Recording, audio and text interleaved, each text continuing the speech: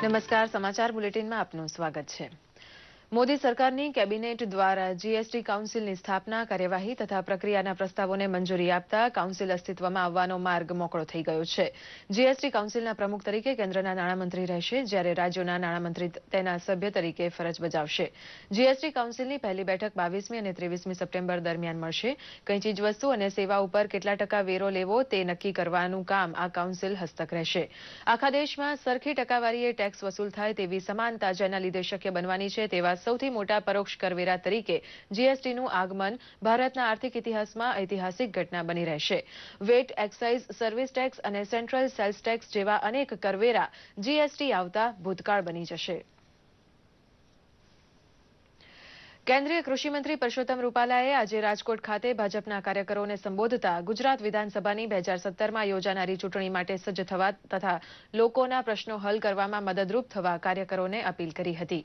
વિધાનસભાની ચૂંટણી માટે સંગઠનને પાયામાંથી જ મજબૂત કરવા પ્રદેશ ભાજપ દ્વારા બધા જિલ્લાઓમાં કાર્યકરોની બેઠક યોજવામાં આવી રહી છે. તેના ભાગરૂપે રાજકોટ શહેર ભાજપ કાર્યાલય ખાતે આજે યોજાયેલી બેઠકમાં શહેર ભાજપના હોદ્દેદારો, કાર્યકરો, કોર્પોરેટર્સ વગેરે ઉપસ્થિત રહ્યા હતા. કેન્દ્રીય મંત્રી પરસોત્તમ રૂપાલા તથા અન્ય નેતાઓએ કાર્યકરોને માર્ગદર્શન આપ્યું હતું. આવતીકાલે રાજકોટ જિલ્લા ભાજપની બેઠક યોજાનાર છે. ગણેશ મહોત્સવ નિમિત્તે મુખ્યમંત્રી વિજયભાઈ રૂપાણીએ ગઈકાલે રાજકોટમાં ભગવાન ગણેશનું પૂજન અર્ચન કરી આરતી ઉતારી હતી. તેમણે ગણેશજીને સામાજિક એકતાના પ્રતીક ગણાવ્યા હતા.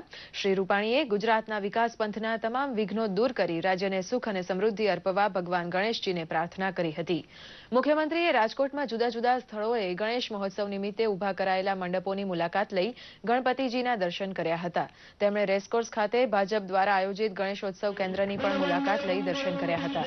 મુખ્યમંત્રી સાથે તેમના પત્ની અંજલિબેન તથા સાંસદ વિઠ્ઠલભાઈ રાદડિયા, ભાજપના ધારાસભ્યો તથા અન્ય મહાનુભાવો ઉપસ્થિત રહ્યા હતા.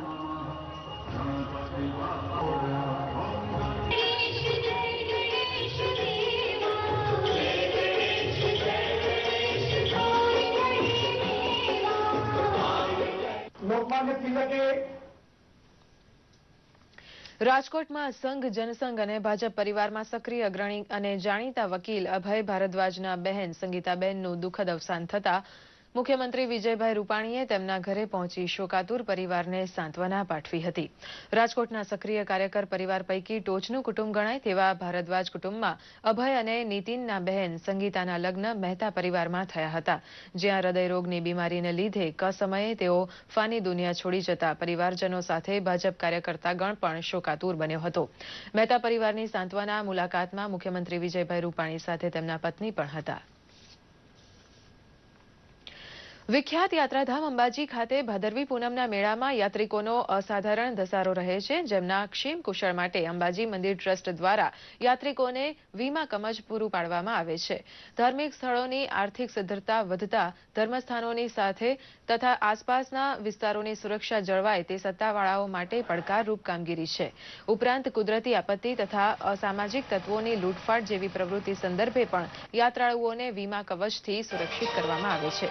અંબાજી યાત્રાધામ તથા તેના 20 કિલોમીટરના વિસ્તારમાં બનતી આવી કોઈ ઘટનામાં યાત્રિકોને વીમાનો લાભ મળે તે માટે મંદિર ટ્રસ્ટ દ્વારા 3 થી 5 કરોડ સુધીનો વીમો ઉતારવામાં આવે છે, જેનું પ્રીમિયમ મંદિર ટ્રસ્ટ દ્વારા ભરવામાં આવે છે. યાત્રાળુઓએ મંદિર ટ્રસ્ટના આ પગલાંને આવકાર્યું છે. સુરત નજીક વરેલી ગામે ઝેરી પ્રવાહી પીવાના દુર્ઘટનામાં વધુ એક મોત સાથે કુલ મૃત્યુઆંક 21નો થયો છે. આ મામલે એક બાજુ ગાંધીનગરથી ઉચ્ચસ્તરીય ટીમે કારણોની તપાસ હાથ ધરી છે, તો બીજી બાજુ આ ઘટનામાં કાર્યવાહી કરવામાં વિલંબ તથા બેદરકારી બદલ પીઆઈ હસમુખ ભરવાડ સહિત 3 પોલીસ કર્મીઓને સસ્પેન્ડ કરાયા છે.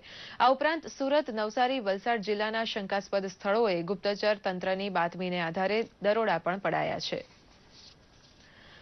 ભારત અને ન્યૂઝીલેન્ડ વચ્ચે ભારતમાં રમાનારી 3 ટેસ્ટ મેચમાં ભારતીય ટીમની જાહેરાત થઈ ગઈ છે. બીસીસીઆઈ આયોજિત પત્રકાર પરિષદમાં પસંદગી સમિતિના અધ્યક્ષ સંદીપ પાટીલે આ અંગે માહિતી આપી હતી. 22મી સપ્ટેમ્બરથી કાનપુરમાં પ્રથમ ટેસ્ટ મેચ શરૂ થશે, જેમાં કેપ્ટન તરીકે વિરાટ કોહલી રહેશે, જ્યારે વાઇસ કેપ્ટન તરીકે અજિંક્ય રહાણેનું નામ જાહેર થયું છે.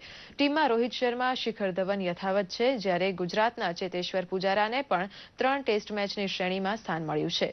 અમિત મિશ્રા, ઉમેશ યાદવ, કેએલ રાહુલ, મુરલી વિજય, ઈશાંત શર્મા, રવિન્દ્ર જાડેજા, વિકેટકીપર તરીકે રિદ્ધિમાન સાહા, આર અશ્વિન, મોહમ્મદ સમી અને ભુવનેશ્વર કુમારને પણ ભારતીય ટીમમાં સ્થાન મળ્યું છે. જોકે સ્ટુઅર્ટ બિન્નીને લેવામાં નથી આવ્યા. દર્શક મિત્રો, આ સાથે જ આ સમાચાર બુલેટિન અહીં સમાપ્ત થાય છે. નમસ્કાર.